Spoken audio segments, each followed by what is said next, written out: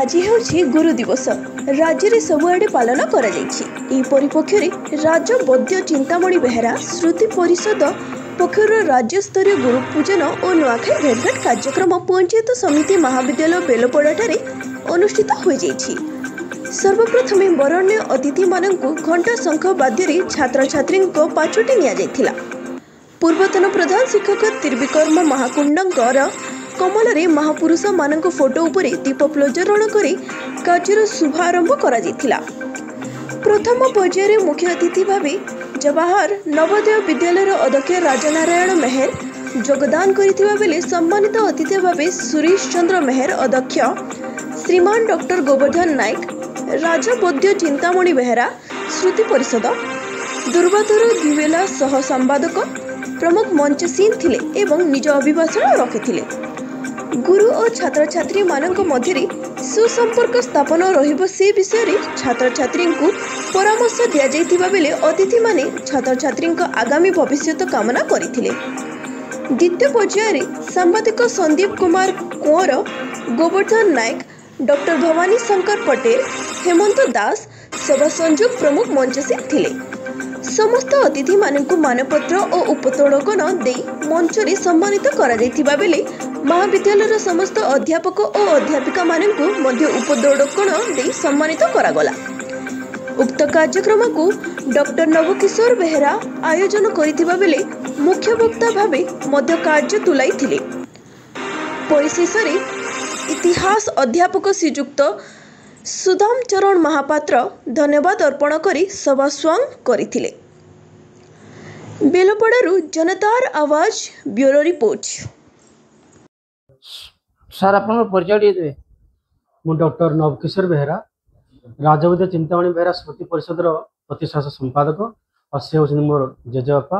ଆଉ ଗୋଟେ ମୋର ବଡ଼ ପରିଚୟ ଯେ ଏଇ ଯେଉଁ ବିଦ୍ୟାଳୟ ମହାବିଦ୍ୟାଳୟ ଏ କାର୍ଯ୍ୟକ୍ରମ ଚାଲିଥିଲା, ଏଇ ମହାବିଦ୍ୟାଳୟର ମୁଁ ହେଉଛି ପ୍ରତିଷ୍ଠାତା +3 ଛାତ୍ର।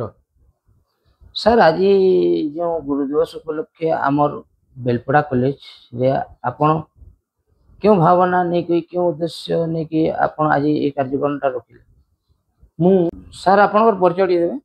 ମୁଁ ଅଧ୍ୟାପକ ସୁଦାମ ଚନ୍ଦ୍ର ମହାପାତ୍ର, ଇତିହାସ ବିଭାଗ, ପଞ୍ଚାୟତ ସମିତି ମହାବିଦ୍ୟାଳୟ ବେଲପଡ଼ା, ଜିଲ୍ଲା ବଲାଙ୍ଗୀର।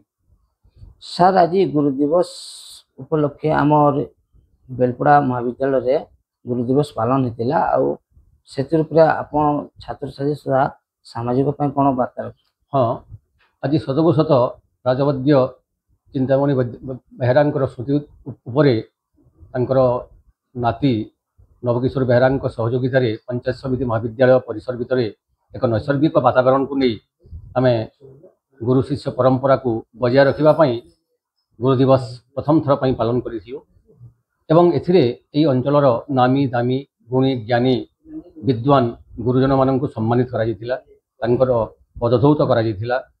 ଏହାଦ୍ୱାରା ଆମେ ଛାତ୍ରଛାତ୍ରୀମାନଙ୍କୁ ସୂଚନା ଦେବାକୁ ଚାହୁଁଥିଲୁ ଯେ ଗୁରୁ ହେଉଛି ଯୁଗ ସ୍ରଷ୍ଟା। ଗୁରୁଙ୍କ ଆଶୀର୍ବାଦ ବିନା କୌଣସି କାର୍ଯ୍ୟ ସମ୍ଭବ ହୁଏ ନାହିଁ ଏବଂ ଯଦି ଗୁରୁମାନଙ୍କୁ ଆମେ ସମ୍ମାନିତ କରିବା ତାହେଲେ ନିଶ୍ଚିତ ଭାବରେ ଛାତ୍ରମାନେ ସମାଜ ଦିଗରେ, ସମାଜ ଗଠନ ଦିଗରେ ସହାୟକ ହୋଇପାରିବେ। ଏହି ବାର୍ତ୍ତା ଆମେ ଆଜି ପଞ୍ଚାୟତ ସମିତି ମହାବିଦ୍ୟାଳୟ ପରିବେଶ ଭିତରେ ଛାତ୍ରଛାତ୍ରୀମାନଙ୍କୁ ଦେଇଥିଲୁ। ଆଜି ପବିତ୍ର ଗୁରୁ ଦିବସ ପାଳନ ହେଇଥିଲା ଆମର ବେଲପଡ଼ା କଲେଜରେ। ଆଉ କେଉଁ ଅନୁଷ୍ଠାନରୁ ହେଇଥିଲା ଆଉ କିଏ ସେଠି ଆୟୋଜକ ଥିଲେ ଆଉ ଆପଣମାନେ ଗୁରୁ ଦିବସ ଉପରେ କାଣା ଛାତ୍ରଛାତ୍ରୀ ତଥା ଜନସାଧାରଣଙ୍କୁ ବାର୍ତ୍ତା ଦେବେ ଟିକେ କହ।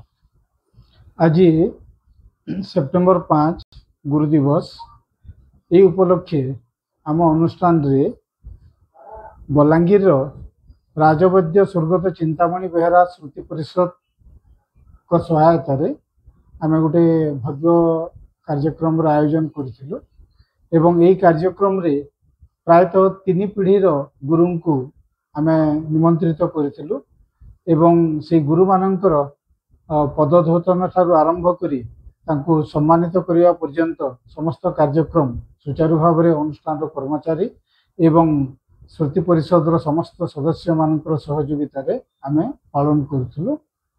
ଏବଂ ଆଜି ଏହିସବୁ କାର୍ଯ୍ୟକ୍ରମ ଆୟୋଜନ କରିବାର ଗୋଟେ ମୁଖ୍ୟ ଉଦ୍ଦେଶ୍ୟ ଥିଲା ଯେ ସମାଜକୁ ଏକ ବାର୍ତ୍ତା ଦେବା जे गुरु माने होचंती सबुठारु ऊर्ध्व जोठी गुरु मानकर आशीर्वाद अच्छी सेठी जीवन लक्ष्य पथरे निश्चित भाव में कृतकार्य होवार संभावना बहुत परिमाण रही एवं जो माने गुरु को आदर्श रूपे ग्रहण करती से माने समाज रे प्रतिष्ठित हो पारती एवं जन भल मनुष्य रूपे निजक परिचित करिवारे से माने सक्षम हो पारती।